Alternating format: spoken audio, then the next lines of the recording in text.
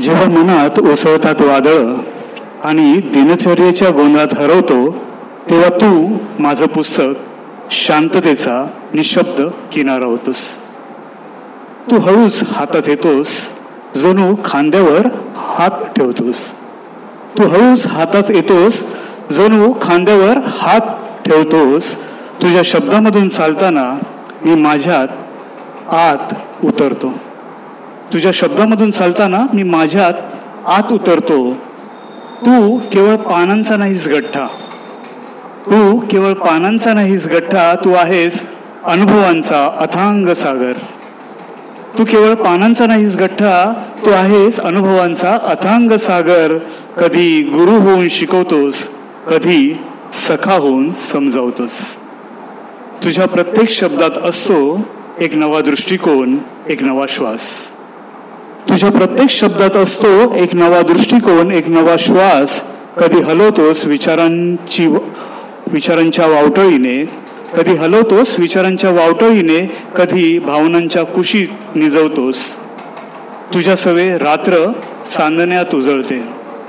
तुझ्या सवे रात्र चांदण्यात उजळते आणि पहाट आशेच्या किरणांनी फुलते.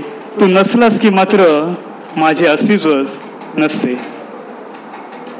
मनाच्या चंचलतेचा तू सर्याचं घरटं बांधलं आहेस. मनाच्या चंचलतेचं तू घरटं बांधलं आहेस.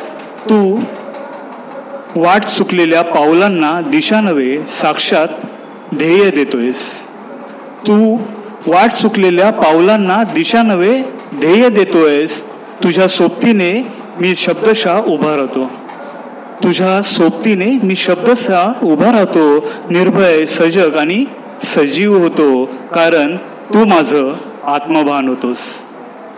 तू आहेस उष्णतेचा थंडावा. वेगळी कल्पना आहे. तू आहेस उष्णतेचा थंडावा. तुटलेल्या नात्याची उरलेली ऊब. मूक अश्रूंमध्ये तूच असतोस स्पष्ट आवाज.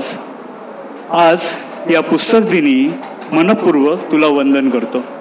आज या पुस्तक दिनी मनपूर्वक तुला वंदन करतो. आणि जर पुन्हा जन्म मिळाला तर तुझ्यासारखं पुस्तक जीवनभर वाचत, समजत, अनुभवत जगावं, हीच प्रांजळ प्रार्थना करतो. हीच प्रांजळ प्रार्थना करतो.